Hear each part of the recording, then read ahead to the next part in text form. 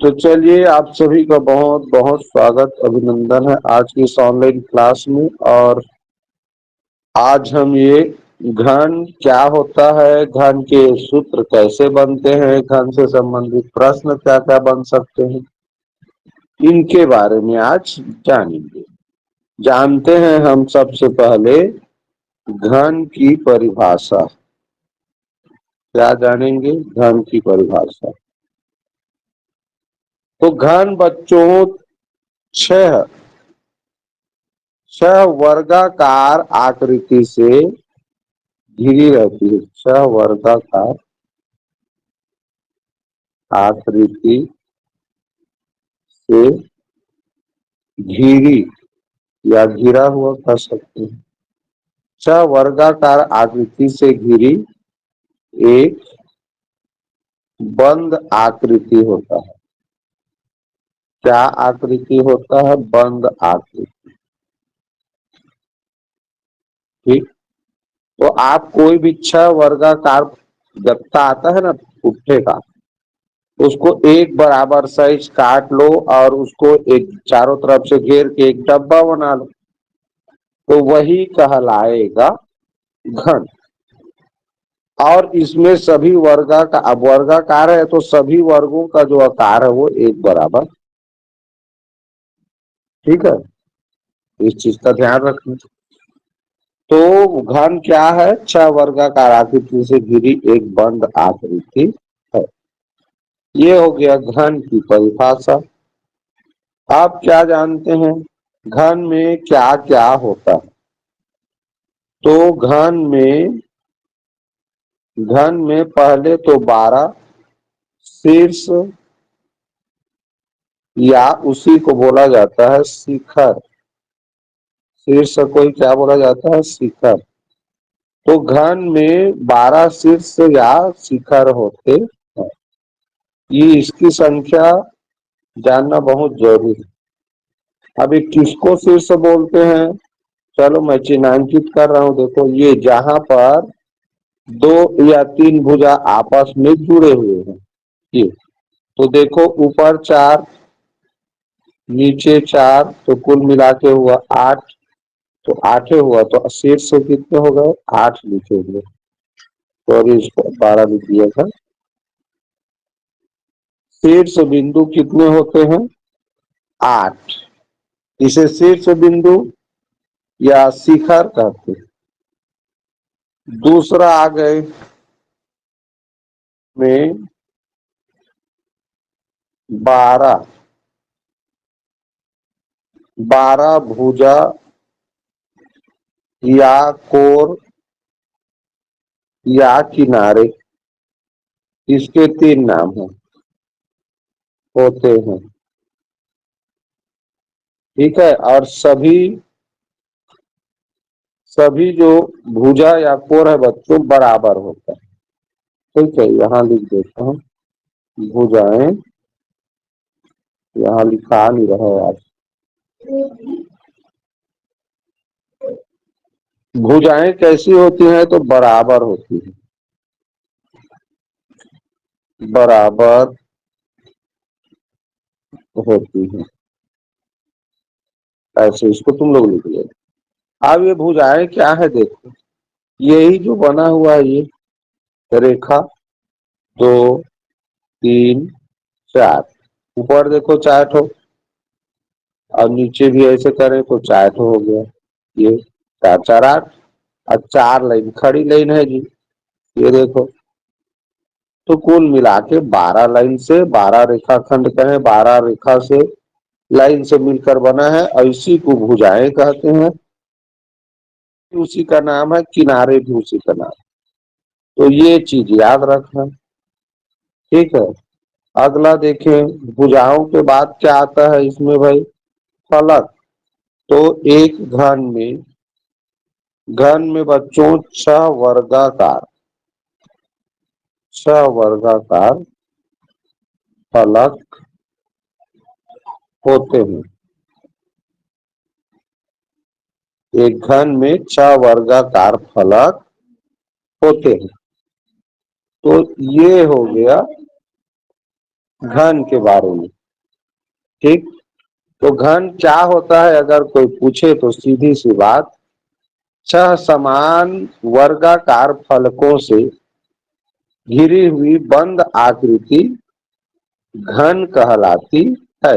ये कह सकते हैं, छह समान वर्गाकार फलकों से घिरी हुई बंद आकृति घन कहलाती। आप जानते हैं बच्चों, इससे संबंधित सूत्र कौन कौन से सूत्र हमको याद रखने हैं, ये इसके बारे में जानें। तो पहले जानते हैं घन, घन का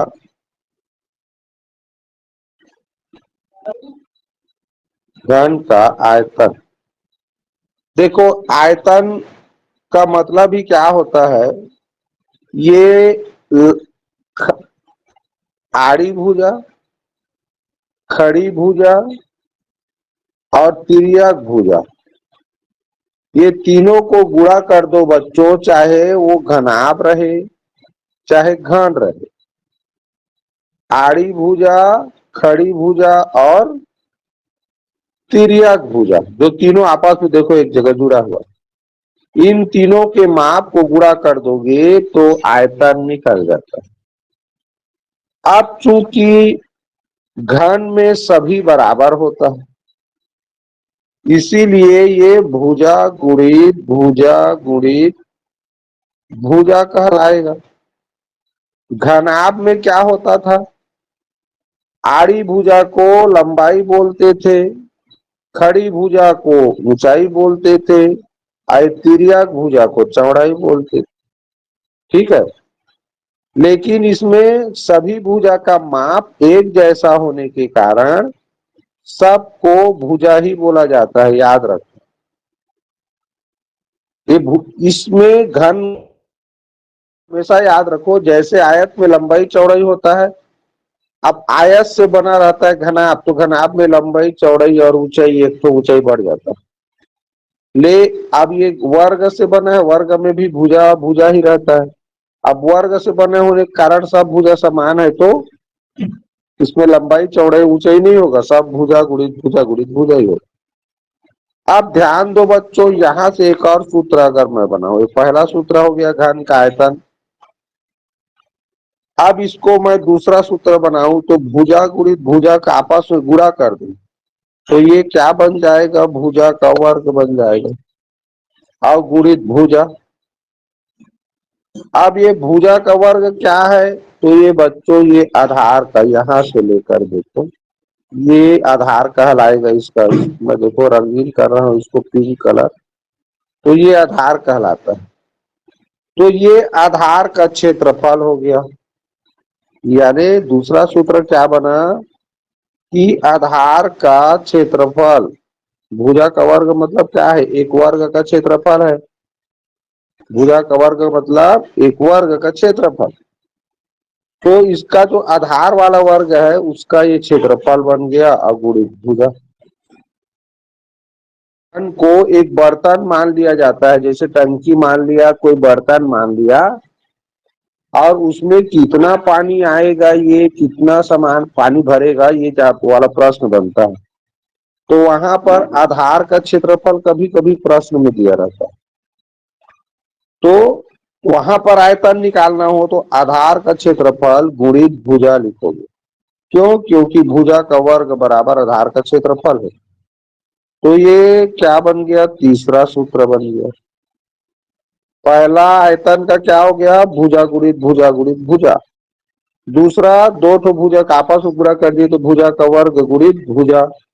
अब भुजा के वर्ग को चूंकि आधार का क्षेत्रफल कहते हैं, यह आधार का क्षेत्रफल के बराबर है भाई, तो इसलिए आधार का क्षेत्रफल गुणित भुजा हो गया। ये आयतनिज का सूत्र है ना तीनों। अब चौथा भी सूत्र है आयतन का, तो घन का आयतन। घन का आयतन बराबर पहले सूत्र क्या लिखवाए हैं, भुजा गुणित भुजा गुणित भुजा। ध्यान से देखना सभी बच्चे, कोई भी संख्या को, जैसे मैं लिख दिया 5 × 5 × 5, इसको घाता लिखूंगा, बताओ। बोलो जी, घात के रूप में लिखना है, कैसे लिखूंगा? भुजा का घात 3। बहुत बढ़िया। अगर ये 5 × 5 × 5 को मैं घात के रूप में लिखूंगा, तो मैं 5 के बारे में पूछ रहा हूँ, तुम लोग भुजा के बारे में बता रहे हो, ये 5 का घात 3 लिखूंगा। ठीक इसी तरह यहाँ भुजा लिखा है, तो हम इसको घात के रूप में लिखेंगे, तो भुजा का घात 3 हो जाएगा। तो ये भी एक सूत्र हो गया रे भाई। तो कुल मिला के आयतन के कितने सूत्र बताया मैं, सभी को याद रखना। यहां देखो 3 सूत्र। अब वो चौथा सूत्र है। पहला सूत्र बताया भुजा गुणित भुजा गुणित भुजा, दूसरा बताया भुजा का वर्ग गुणित भुजा, तीसरा बताया आधार का क्षेत्रफल गुणित भुजा, और चौथा सूत्र बताया घन का भुजा गुणित भुजा गुणित भुजा। अगर लिखा है तो ये चौथा सूत्र है। घन का आयतन बराबर होता है भुजा का घन, पढ़ते हैं इसको बच्चों, भुजा का घन या भुजा की घात 3, इस रूप में पढ़ सकते हैं। अब ये पढ़ा हमने, अभी जाना का आयतन। अब घन के आयतन के बाद चलिए जानते हैं अब घन के सतही क्षेत्रफल। घन के सतही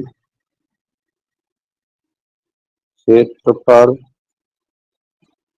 सतही क्षेत्रफल को और बोलते हैं बच्चों संपूर्ण पृष्ठीय, संपूर्ण पृष्ठीय क्षेत्रफल, ये बोला जाए। तो इस दो तरीका से पूछ सकता है भाई।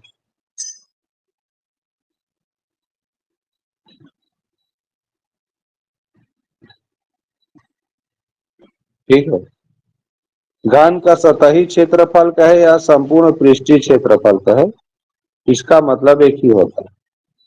तो देखो बच्चों, प्रश्न में मैं शुरू में यानी इसके परिभाषा में क्या बताया कि 6 वर्गाकार फलकों से घिरा है, यानी सतहों से घिरा है। तो एक सतह का अगर हमको क्षेत्रफल पता चल जाए, एक सतह, तो वर्गाकार से घिरा है, वर्ग का क्षेत्रफल क्या होता है, कोई बताएगा मुझे? एक वर्ग का क्षेत्रफल का सूत्र क्या है? आड़ी भुजा गुणित खड़ी भुजा। सूत्र को बताओ ना वेदांत, सूत्र को। भुजा गुणित भुजा। भुजा गुणित भुजा, और इसको क्या लिख सकते हैं?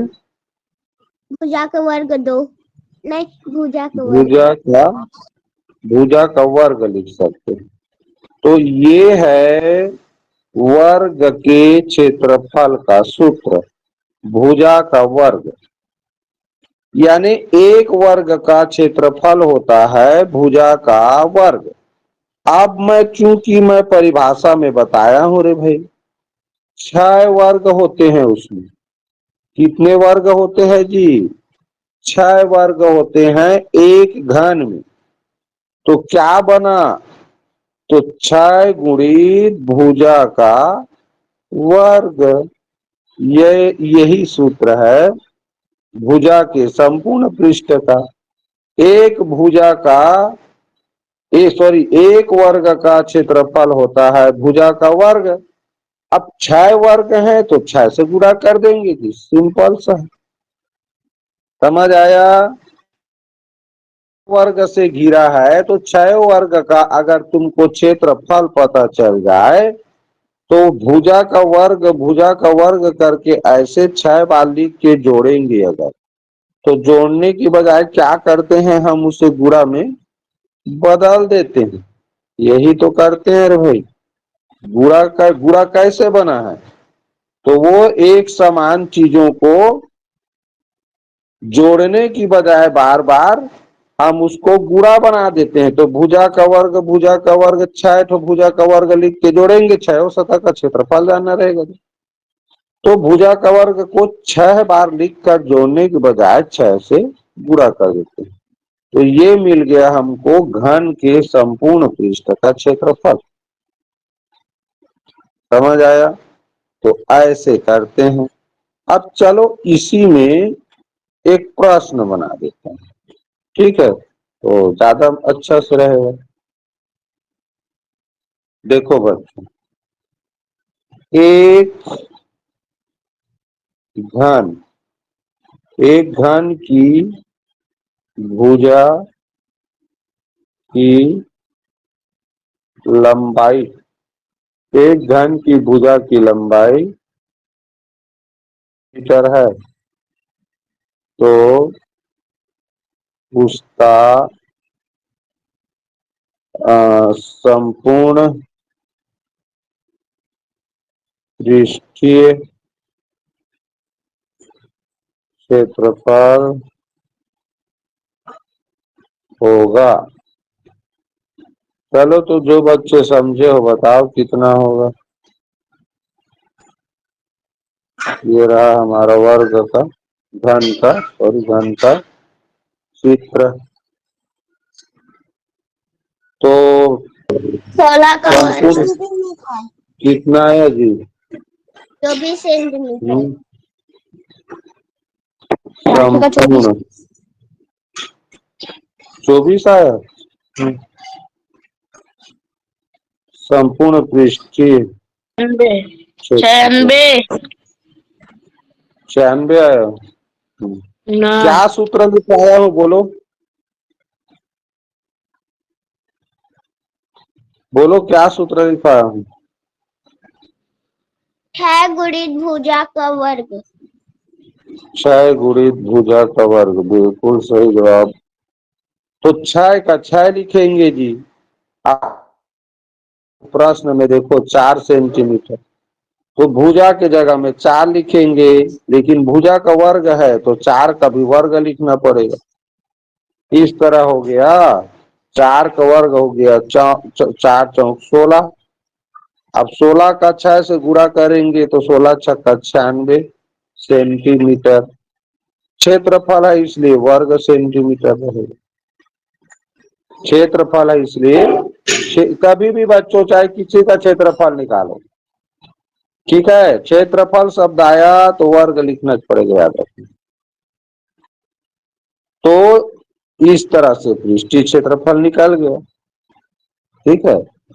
अब पृष्ठीय क्षेत्रफल अगर दिया रहेगा तो भुजा का भी मान ज्ञात कर सकते हैं। कैसे? देखो, किसी घन का पृष्ठीय क्षेत्रफल 96 या ऐसे कर लेता हूँ 150 है।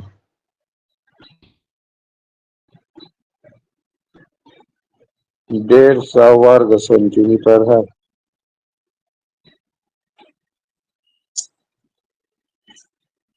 तो उस घन की भुजा क्या होगी? आप इसको बताओ कि एक बार तुम लोग बताओगे? अब बताओ सर पहले। चलो ठीक। अभी मैंने क्या कहा? पृष्ठीय क्षेत्रफल। पृष्ठीय क्षेत्रफल का सूत्र बताया बच्चों 6 गुणित भुजा का वर्ग। प्रश्न में तुमको देखो पृष्ठीय क्षेत्रफल दिया हुआ है 150, तो पृष्ठीय क्षेत्रफल के जगह में क्या लिखोगे? नीचे में उसके 150 लिख दोगे। अब यहाँ 6 गुणित भुजा का वर्ग लिखा है इधर सूत्र के, तो हमको भुजा का मान यहीं से निकालना है। तो भुजा का मान जानने के लिए पहले क्या पक्षांतर करेंगे ये बताओ?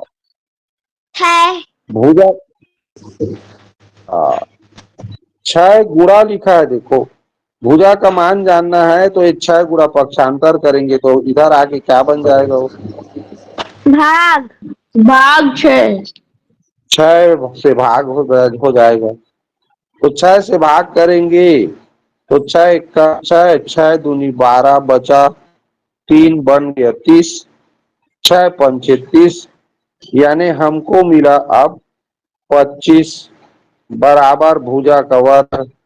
आप किसको पक्षांतर करना है, वर्ग। ये वर्ग, क्योंकि हमको भुजा का मान जानना है, भुजा के वर्ग का मान नहीं जानना है। तो भुजा का मान जानना है तो वर्ग को पक्षांतर करने से क्या हो जाता है वो, वर्गमूल।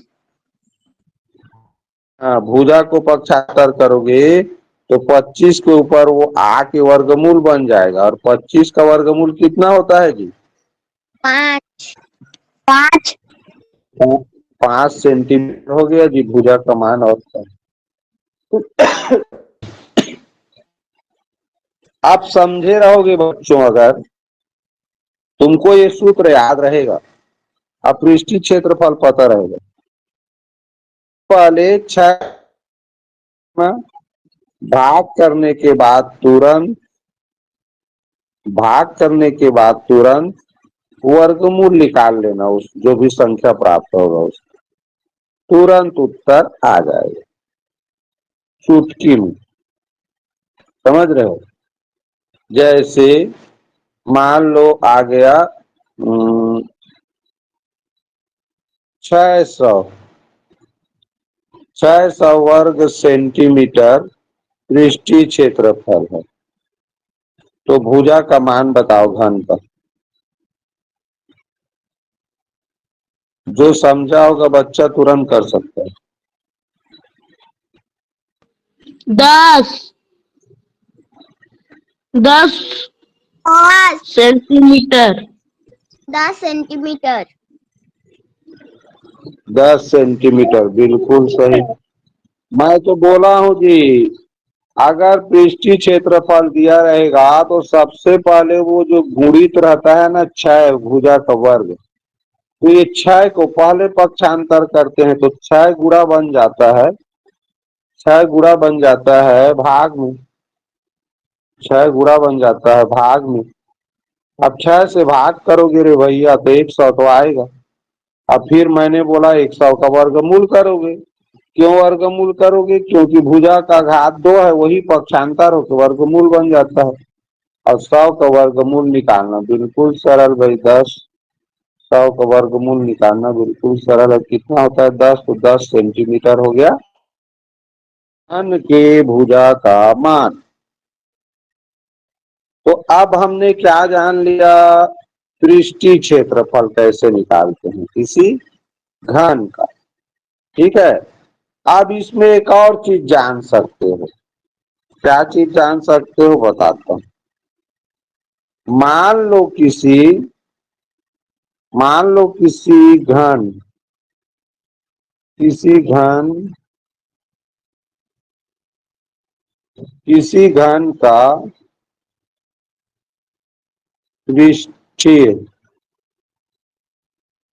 पृष्ठीय क्षेत्रफल 600 वर्ग मीटर है, तो उसके एक फलक का क्षेत्रफल क्या होगा। चलो कौन बता सकता है, समझ गए होगे तो बता सकते हो।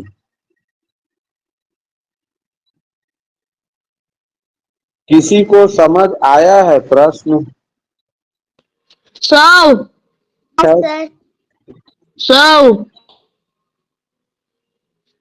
सही बात। 100 देखो पृष्ठीय क्षेत्रफल का सूत्र लिखा मैं, पृष्ठीय क्षेत्रफल का सूत्र लिखा था 6 गुणित भुजा का वर्ग। अब ये जो भुजा का वर्ग लिखा है ना बच्चों, इसी को एक फलक का क्षेत्रफल भी बोलते हैं। एक फलक का वो क्षेत्रफल है। तो तुमको एक फलक का क्षेत्रफल जानना है तो 6 गुणा को ही तो इधर पक्षांतर करोगे जी, 600 तरफ। तो 600 तरफ करोगे 6 पक्षांतर तो 100 आ रहा है। ठीक है, कितना आ रहा है? 100 आ रहा है। तो एक फलक का क्षेत्रफल निकल गया और क्या। तो हमने इस प्रश्न में क्या जाना कि जो भुजा का वर्ग लिखा है, सूत्र में भुजा का जो वर्ग लिखा है वही दरअसल एक क्षेत्रफल है। एक सतह का क्षेत्रफल कहें या एक वर्गाकार आकृति का क्षेत्रफल कहें, इसी तो याद रखना भुजा का वर्ग को हम 3 नाम से जान सकते हैं कम से कम। एक वर्गाकार आकृति का क्षेत्रफल भुजा का वर्ग होता है, घन में एक फलक का क्षेत्रफल है वो, या एक सतह का क्षेत्रफल है, घन के एक सतह का, एक पृष्ठ भी बोल सकते हैं। तो ये सभी का ये क्षेत्रफल है। अब ये चारों में से मैंने क्या क्या बताया? एक वर्गाकार क्षेत्र का, फलक का, एक पृष्ठ का, या एक घन के सतह का क्षेत्रफल भुजा का वर्ग होता है। इनमें से किसी एक का भी मान पूछेगा तो केवल पृष्ठीय क्षेत्रफल भाग करेंगे, उत्तर आ जाएगा। अगर भुजा का मान पूछता है तब इसे वर्गमूल कर। ठीक, तो ये हो गया हमारा पृष्ठीय क्षेत्रफल से संबंधित कौन कौन से प्रश्न बन सकते हैं। अब बच्चों घन का आयतन भी तुम लोग निकालना सीख लो, क्योंकि मैं तुम लोगों को सूत्र तो बताया लेकिन उससे संबंधित प्रश्न नहीं बताया हूं। तो घन का आयतन ज्ञात कीजिए जिसकी या जिसके एक कोण का मान 8 सेंटीमीटर है। चलो भाई बताओ। तुम लोग माइक ऑन करके क्या क्या करते रहते हो? माइक ऑन मत किया करो ना रे, उत्तर बोलते समय करना। चलो, किसी का भी माइक ऑन है, बार बार बोलने के बाद भी नाटक मत करो। कमेंट करते समय करना है ऑन। सर वेदांत बंद करो क्लास माइक, चालू है। माइक मत ऑन रखो वेदांत। कमेंट पास करते समय करो। तो एक भुजा का मान देखो, यहाँ कोर लिखा है और कोर को घन में कोर को भुजा भी कहते हैं या किनारे भी कहते हैं। तो ऐसा मत हो कि एक ही चीज का नाम पता रहे। प्रश्न देने वाला कभी कोर लिख देगा, कभी भुजा लिख देगा, कभी किनारे लिख। ठीक है, तो ये तीनों चीज याद रखना है भाई। नवोदय का पेपर दिला रहे हैं, नवोदय वाला कब क्या पूछे कोई पता नहीं चलता, इसलिए हमें सारा चीज पता होना चाहिए। तो किसी बच्चे का बना अभी तक नहीं बना? तो क्या लिखवाए हैं रे भाई? आयतन बराबर सूत्र क्या लिखवाए हैं, कोई बता सकते हो? भुजा गुणित भुजा। तो यही नहीं कर सकते हो? भुजा गुणित भुजा गुणित भुजा। हाँ, अब इतना नहीं करोगे तो कब करोगे? गुणा नहीं जान रहे हो इसका मतलब। अब भुजा क्या है? 88 सब तो 8 है, सभी तो 8 है। अब ये क्या सेंटीमीटर? 88 सेंटीमीटर। चलो देखते हैं रे भाई। अब यहाँ 2 सेंटीमीटर सेंटीमीटर। बोले वो तो पूरा गलत है। सेंटीमीटर बोले वो पूरा गलत है, दूसरा भी देखता हूँ मैं, चेक कर। 2 घन 8 सेंटीमीटर। और 8 का गुणा करेंगे, माइक आंख बंद रखो। 8 और 8 का गुणा करेंगे, 8 अट्ठे 64 होता है। अब एक 8 फिर बचा है अभी गुणा करने के लिए, फिर गुणा करते हैं। 8 चौक 32, 3 8 छक्का 48, 3 51, तो 512 हो रहा है 8 का 3 बार गुणा करने से। अब जहां तक बात है सेंटीमीटर की, तो आयतन में घन सेंटीमीटर लिखना है, यानी सेंटीमीटर का घात 3 लिखना है। सेंटीमीटर का घात 3 लिखेंगे, क्यों लिखेंगे जरा ध्यान दो। हम वास्तव में क्या कर रहे हैं, 8 सेंटीमीटर गुणित 8 सेंटीमीटर गुणित 8 सेंटीमीटर कर रहे हैं। ये एक कोण का माप है, यानी एक भुजा का माप, दूसरा एक तीसरा। आयतन बराबर होता है भुजा गुणित भुजा गुणित भुजा। ये मैं लिखवाया हूं तुम लोगों को। तो एक भुजा का माप 8 सेंटीमीटर, दूसरे भुजा का माप भी 8 सेंटीमीटर, तीसरे भुजा का मान भी 8 सेंटीमीटर। क्यों? क्योंकि घन में सभी भुजाओं का माप बराबर होता है, तो इसलिए एक तो भुजा का माप दे देता है प्रश्न में, तो वो हमको सबकी जगह में लिखना है। अब जब हमने 8 और 8 का गुणा किया तो आया 64, और फिर ये बचे 8 के साथ गुणा किया तो आया कितना, 512 आया सर, फिर तो 512 आया। अब बच्चों घन से नहीं पर छिपा है, ये सेंटीमीटर का भी आपस में 3 बार गुणा होगा। तो मैं बताया हूं किसी संख्या का या किसी राशि का आपस में 3 बार गुणा करने के बजाय उसका 3 लिख दो। इस तरह हो गया, सेंटीमीटर सेंटीमीटर का 3 बार गुणा हुआ तो आप क्या लिख दिए, सेंटीमीटर का घात 3। अब इसे ही पढ़ा जाता है, घात 3 को घन भी पढ़ते हैं। इसको मैं हिंदी में लिखूं ऐसे, तो 512 घन सेंटीमीटर ऐसे भी लिख सकता हूं। तो ये हो गया बच्चों उस घन का आयतन। तो जब भी आयतन पूछेगा घन का, तो भुजा का मान तुमको दिया रहेगा। भुजा का मान दिया रहेगा तो आयतन आसानी से निकाल सकते हो। अगर भुजा का मान नहीं दिया रहेगा तो कहीं से ये ज्ञात करना पड़ेगा, कोई चीज दूसरा चीज दिया रहेगा जिसमें से भुजा का मान पता चल जाएगा। ये हो गया आयतन बराबर 512 घन सेंटीमीटर। ठीक। अब अगला प्रश्न बन रहा है, अगर मान लो हमको आयतन पता हो, मान लो किसी घन का आयतन दिया है, किसी घन का आयतन दिया है 12 घन सेंटीमीटर, तो माइक बंद रखो नहीं तो पढ़ाना बंद कर दूंगा। किसी घन का आयतन 500 घन सेंटीमीटर हो, तो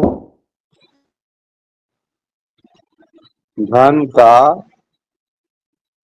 एक भुजा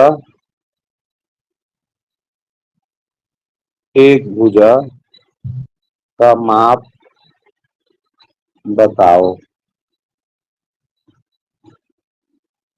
ठीक है, तो कैसे निकालते हैं ये बता रहा, ध्यान देना।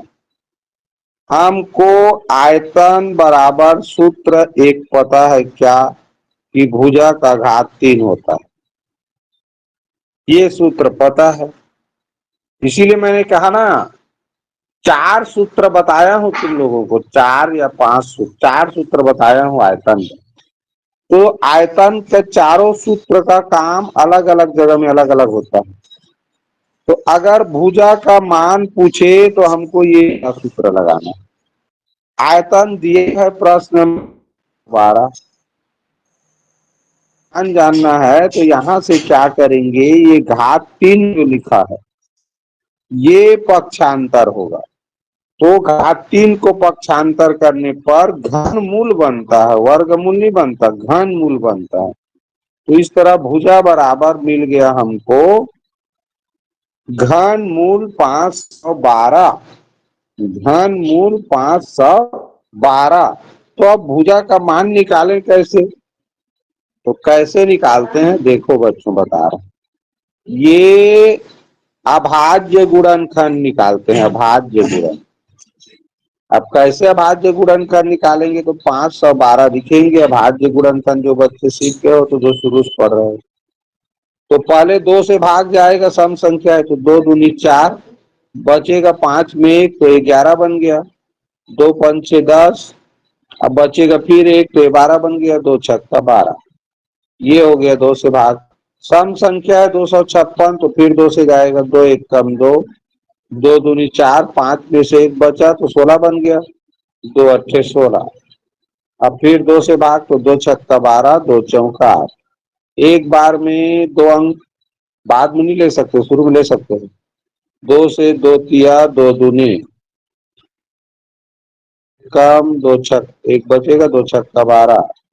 फिर 2 से करेंगे 2 अट्ठे 16, फिर 2 से करेंगे 2 चौका 8, फिर 2 से करेंगे, इधर कर देता हूँ बगल में 4 4, 2 से करेंगे 2 1 कम 2। अब कितना ठो 2 आया उसका 3 ठो का जोड़ा बनाते हैं बच्चे। कितने ठो का? 3 ठो का। तो ये देखो, ये तीनों 2 का जोड़ा बन गया, उसके जगह में हम 1 2 लेंगे, एक बार 2 लिखेंगे ऐसे। अब ये देखो, ये 3 ठो और 2 का समूह बन गया, तो एक बार और 2 लिखें। अब यहाँ देखो, हाँ ये तो इधर लिखा गया, ये वाला 2 और यहाँ पर 2 ठो 2 है, तो फिर 3 ठो 2 बन गया, उसके लिए एक बार। अब इसी का गुणा करेंगे तो 2 दूनी 4, 4 दूनी 8, इस तरह बराबर मिल गया 8 सेंटीमीटर। यही आंसर है। तो इसके लिए आपको क्या पता होना चाहिए?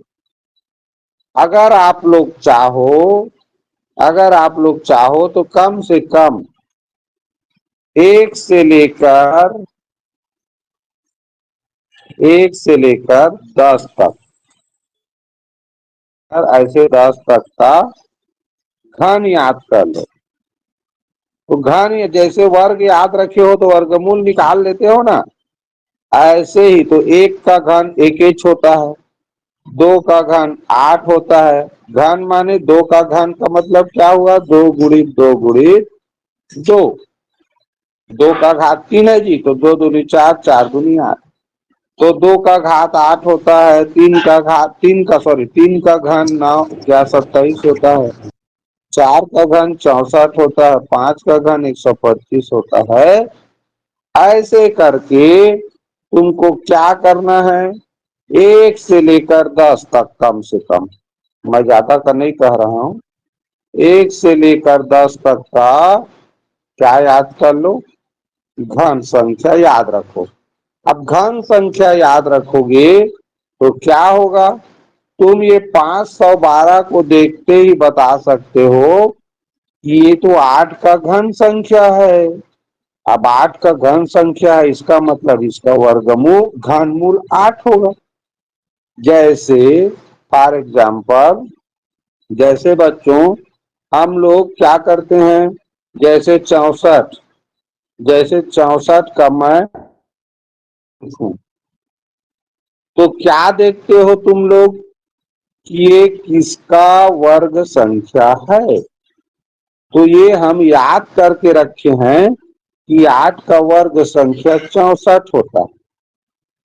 8 का वर्ग संख्या 64 होता है। तो जिसका ये वर्ग संख्या है, इसके ऊपर वर्गमूल चिन्ह रहेगा तो पता चल जाता है कि इसका तो ये तो 8 का वर्ग है, इसका मतलब 8 इसका वर्गमूल होगा। ये वर्गमूल चिन्ह के अंदर जो भी संख्या है वो किसका वर्ग संख्या है?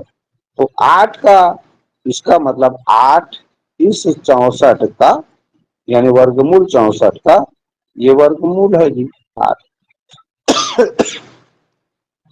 ऐसे ही जब मान लो याद रहेगा तुमको कि 125 5 का घन संख्या है, 64 4 का घन संख्या है, 27 3 का है, ऐसे याद रहेगा तो आसानी से बिना अभाज्य गुणनखंड किए तुम क्या निकाल सकते हो?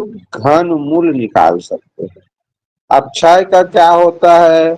ऐसे कर लो, 6×6 = 36 और गुणित 6 किए तो 36 की 6, 6×3 = 18, 3×21, ये 216 है क्षय का। 7 का जानना चाहते हो? 7×7 = 49 और 49 × 7 करेंगे तो 7×63, हासिल 6 और 7×4 = 28, 28×6 = 34, ये हो गया। उसी तरह 8 का भी बताए हैं, 511, 9×9 = 81, 81 का 9 से करोगे तो 9×1 = 9, 9×8 = 72, 729 ये है और इसका 1000 हो जाएगा। तो कम से कम इतना को याद कर लो, ज्यादा नहीं तो इतना को याद कर लो। और जो विधि बताए हैं, अभाज्य गुणनखंड बना के 3-3 का समूह बनाना है और उनके जगह में एक एक संख्या लिखना है, आपस में गुणा कर दोगे तो भी घनमूल निकल जाता है। लेकिन अगर ये याद रहेगा कम से कम 1 से 10 तक का घन संख्या, तो तुम तुरंत बता सकते हो भाई इसका घनमूल ये होगा कर। ठीक, तो ये हो गया हमारा आयतन अगर दिया हो तो भुजा कैसे ज्ञात करते हैं ये। अब चलिए बच्चों, आयतन के बाद आते हैं पृष्ठ का पार्श्व पृष्ठ, और पार्श्व पृष्ठ को बोलते हैं चारों दीवारों का क्षेत्रफल। इसका सूत्र क्या होगा? तो स्वाभाविक सी बात है भाई, इसमें 4 ठो दीवार है, पहले 6 ठो था, तो ये हो जाएगा 4 गुणित भुजा का वर्ग। ये इसका सूत्र है। पार्श्व पृष्ठ यानी घन के पार्श्व पृष्ठ का क्षेत्रफल कहे, अरे 6 दिए उन्होंने, 4 ठो दीवार है, 6 लिखा रहा है, 4 ठो दीवार है जी। तो किसी घन के पार्श्व पृष्ठ कहे या चारों दीवारों का क्षेत्रफल कहे, उसका सूत्र होता है बच्चों, 4 दीवार है तो 4 से गुणा हो जाएगा। भाई एक दीवार क्या है? हर दीवार भुजा है, वर्ग है, और वर्ग का क्षेत्रफल होता है भुजा का वर्ग। तो हर दीवार एक वर्गाकार आकृति होता है घन में, इसीलिए ये भुजा का वर्ग लिखा है। एक दीवार का क्या होगा? भुजा का वर्ग। एक दीवार का क्षेत्रफल क्या होगा? भुजा का वर्ग। अब 4 दीवार का घर है तो 4 से गुणा हो गया, सिंपल सी बात। और उसी को पार्श्व पृष्ठ भी कहते हैं। पार्श्व मतलब अगल बगल, ऊपर नीचे को छोड़ देना है। समझ में आया? ये वाला प्रश्न जब वर्गाकार कोई कमरा हो तो उसका पोताई पेंटिंग वेंटिंग वाला संबंधित जो प्रश्न आता है उस समय ये काम आता है, ये वाला जो सूत्र है। ठीक है, चलिए अब आता है बच्चों घन के विकर्ण।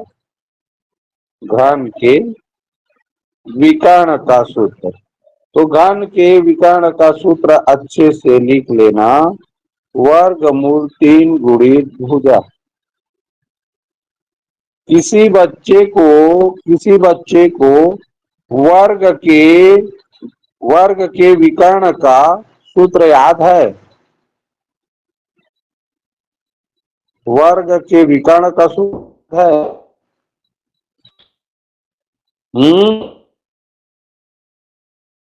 सब भुलकू राम हो गए क्या? अरे वर्ग के विकर्ण का सूत्र होता है मूल वर्ग, या लिख सकते हैं भुजा गुणित वर्गमूल 2। ये वर्ग के विकर्ण है। अब वर्ग से ही बना है क्या? घन। तो घन का विकर्ण में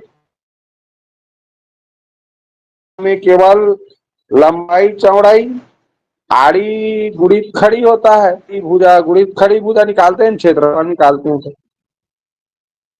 एक घन में आड़ी तिर्यक 3 प्रकार का भुजा होता है। तिर्यक तो 3 तो है, इसीलिए वर्गमूल 3 आता है। इसीलिए ऐसे याद कर सकते। एक जो घन होता है, चलो इसमें एक और चीज बता दूं, ये सूत्र को नोट करना भाई। ये तो ये घन घन और घनाभ दोनों। घन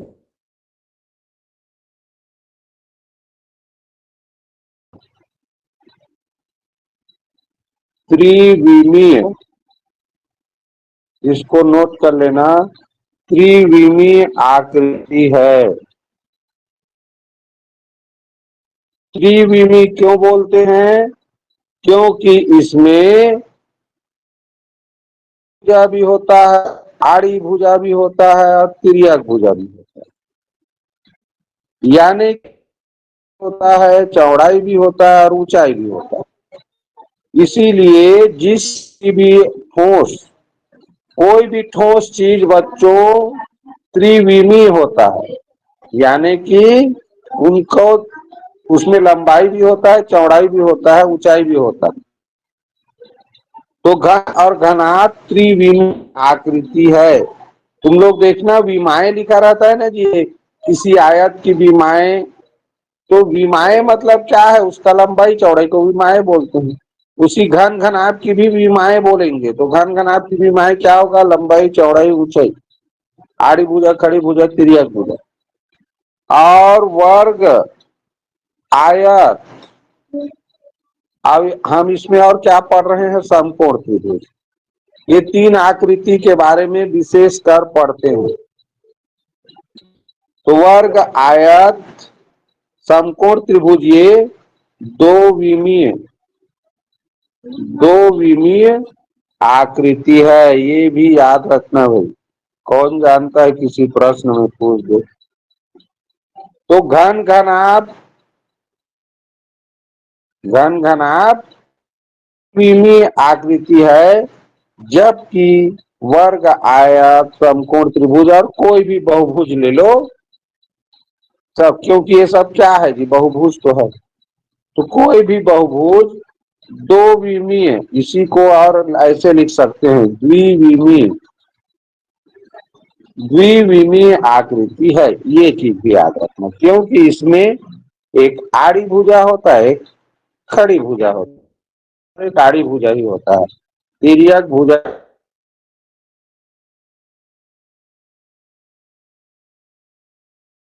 देना फिर द्विविमीय आकृति, उसको हम पेपर में बताते हैं, ये ठोस आकृति नहीं है।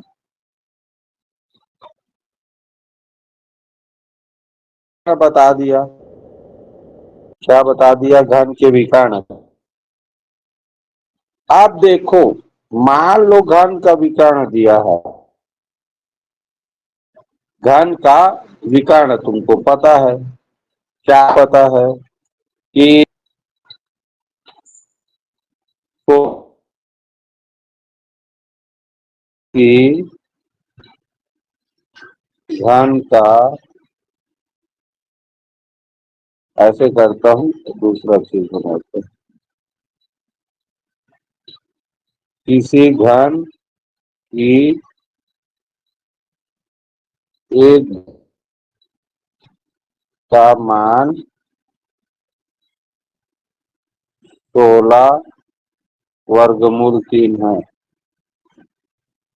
तो उस घन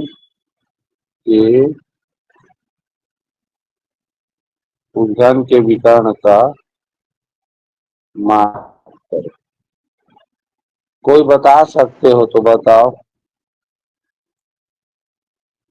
किसी घन की एक भुजा का मान दिया है 16√3 सेंटीमीटर, तो उस घन के विकर्ण का मान, अभी सूत्र बताए हैं, घन के विकर्ण का सूत्र तभी बताए हैं। क्या बताए हैं? कोई बता सकते हो? कोई बता सकते हो जी? अभी जो बताए, भुजा गुणित वर्ग वर्गमूल 3। वर्ग वर्गमूल 3 गुना भुजा। हाँ, दोनों को वर्गमूल 3 गुणित भुजा लिखो या भुजा गुणित वर्गमूल 3 लिखो, दोनों का अर्थ सेम होता है। गुणा में हम स्थान बदल सकते हैं, कैसे? 6 गुणित 3 लिखो या 3 गुणित 6 लिखो, दोनों का अर्थ वही होता है, मान भी वही आता है, इसीलिए सेम। तो देखो बच्चों, भुजा का मान तो प्रश्न में दिया है 16 वर्गमूल 3। अब भुजा के मान की जगह पे भुजा का मान रख दिए। अब गुणा वर्गमूल 3 पहले से देखो लिखा। मैंने एक चीज बताया था तुम लोगों को उस दिन कि वर्गमूल 2 गुणित वर्गमूल 2 बराबर क्या हो जाता है? 2। तो यहाँ वर्गमूल 3 गुणित वर्गमूल 3 क्या हो जाएगा? केवल 3। इस तरह 16 किया 48 हो गया विकर्ण का मान। ये है घन के विकर्ण का मान। तो इस तरह से सूत्र से याद कर सकते हो। ऐसा कब करेंगे ये भी याद रख लो, जब एक समान संख्या, ये बच्चों वास्तव में 16 गुणित ये वर्गमूल 3 लिखा है ना, याद रखिए। ये 16 वर्गमूल 3 लिखा है ना, तो इसको गुणा के रूप में लिख सकते हैं 16 वर्गमूल 3, और सूत्र का वर्गमूल 3 अलग है। अब मैं तुम लोगों को घन उसमें वर्ग वाला में बता चुका हूं, वर्ग के विकर्ण वाला में, कि किसी भी समान संख्या 2 बार लिखा हुआ है वर्गमूल चिन्ह के अंदर और गुणा करना है उसका कहीं, तो वो वर्गमूल चिन्ह उसके ऊपर से हट जाता है, एक बार 3 हो जाता है। जैसे मान लो ऐसे लिखा हो वर्गमूल 16 गुणित वर्गमूल 16, तो उत्तर आ जाएगा 16। वर्गमूल 125 गुणित 125, तो गुणा करेंगे तो 125 हो जाएगा। तो इस चीज को याद रखोगे तो क्या होगा, जब भी घन या के घन के विकर्ण का सूत्र लिखोगे और घन के विकर्ण का मान ज्ञात करना रहेगा ऐसे, तो ये कंडीशन बनता है कि ऐसे सेम टू सेम आ जाता है, तो बस इन्हीं का आपस में गुणा कर दो, 3 हो गया। अब इसका 3 हो गया तो 16 के साथ तो 3 का गुणा होगा। ये समझ में आया विकर्ण वाला? आया जी?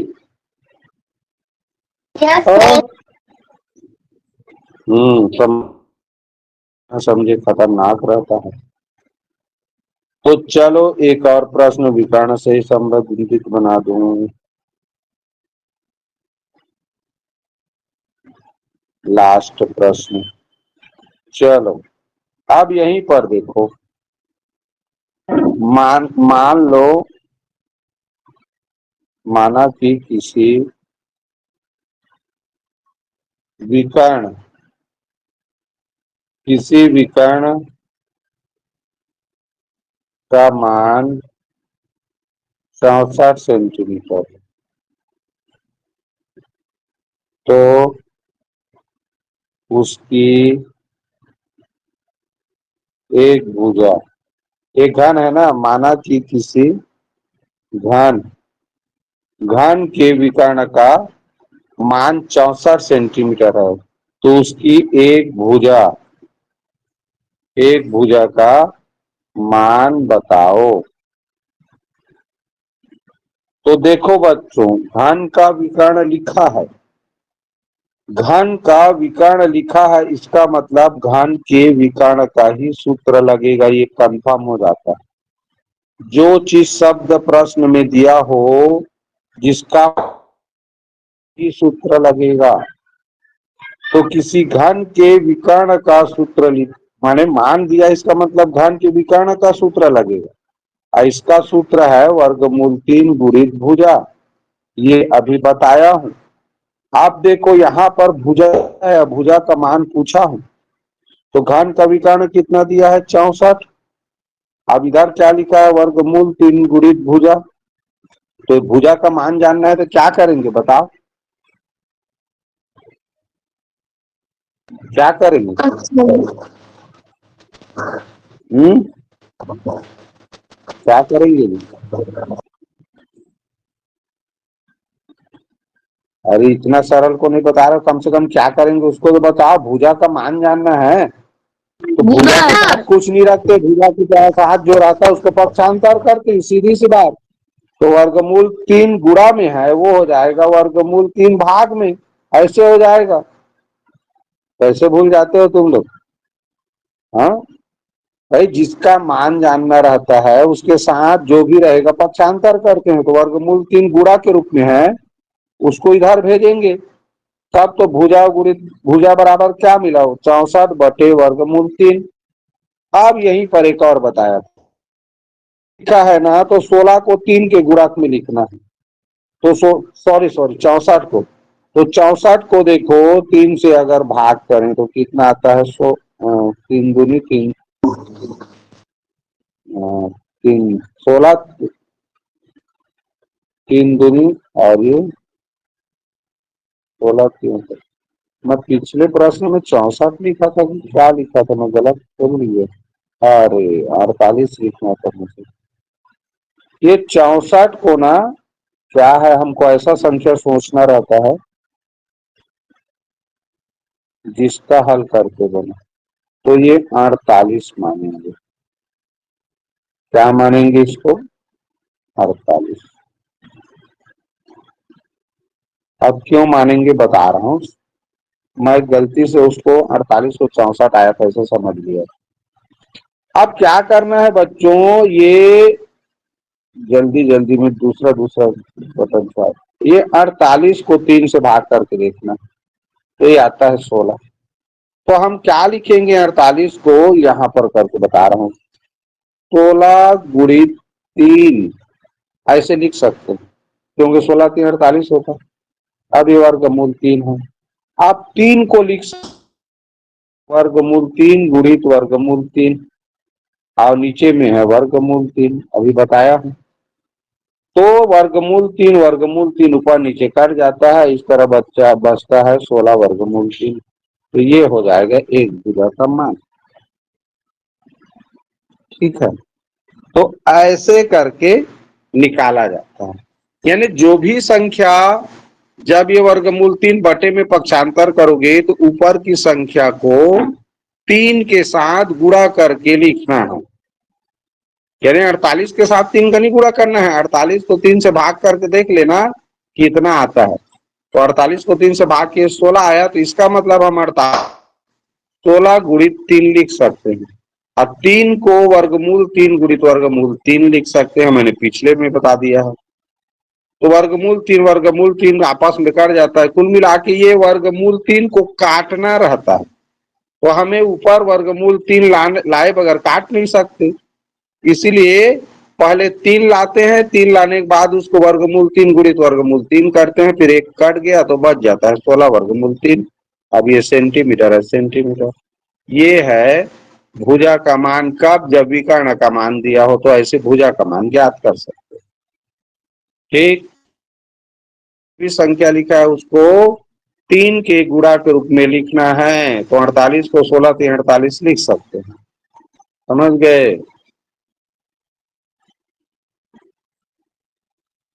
बताओ, तो एक संख्या दे रहा हूं, 45 को क्या लिख सकते हैं 3 के गुणक के रूप में?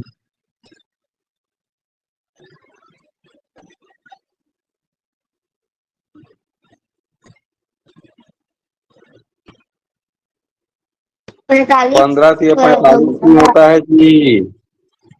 अरे 45 को लिख सकते हैं 3 के गुणक के रूप में, 15 या 45, 15 या 45 होता, नहीं पता। तो अगर 45 विकर्ण दिया रहेगा तो उत्तर आ जाएगा उसमें 15 वर्गमूल 3। ये भुजा का मान हो गया। मान लो कह दिया जैसे 18, तो 18 तिया कितना होता है? 18 तो मान लो ये 54 दिया है, 54 सेंटीमीटर। 18 तो ये दिया। दिखाएगा 18 तिया, तो 18 तिया 54। अब ऐसा मान लो बना, तो सीधी सी बात, भुजा जानना है तो समझ जाओ, ये 3 बन जाएगा वर्ग। 18 वर्गमूल 3 सेंटीमीटर हो जाएगा एक भुजा का। समझ रहे हो? यानी कि 3 के साथ गुणा करोगे ना, उसके बाद तुरंत लिख सकते हो। 3 था 15 या 45 हो रहा है तो 15 लिखो और 3 को वर्गमूल के अंदर डाल दो, हो गया उसका। समझ गए? मान लो 12 या 36 सेंटीमीटर है, तो तुमको जानना है किसका 3 से गुणा करे 36 आता है, 12 का। आप वर्गमूल 3 लिख दो अंदर में, हो गया एक भुजा का मान। अगर विकर्ण 36 सेंटीमीटर है, अगर विकर्ण 36 सेंटीमीटर है तो इसको 3 से बस भाग करना रहता है। 3 से भाग करे 12 आया, तो 12 लिखो और बगल में लिख दो वर्गमूल 3, हो गया भुजा का मान। तो इस तरह से बच्चों आज हमने जाना एक घन का आयतन कैसे निकालते हैं, घन का संपूर्ण पृष्ठ का कैसे क्षेत्रफल जानते हैं, घन के पार्श्व पृष्ठ यानी चारों दीवारों का क्षेत्रफल कैसे जानते हैं, घन के विकर्ण का मान कैसे जानते हैं, घन की भुजा का मान कैसे जानते हैं, घन की परिभाषा क्या होती है, घन में कितने क्या क्या होते हैं, शीर्ष बिंदु भुजा, ये सब के बारे में आज डिटेल में जाना। तो इसमें जितने भी सूत्र लिखवाया हूँ अच्छे से कॉपी में नोट कर लेना उदाहरण सहित, और उसको याद रखना है, तभी तुम प्रश्न बना पाओ आगे, क्योंकि तुमको बार बार सूत्र लिख पाया नहीं जाएगा, वो याद रखना है। अब कल हम इसी पर आधारित प्रश्न हल करना सीखेंगे। तो चलिए आज का क्लास यहीं पर विराम देते हैं।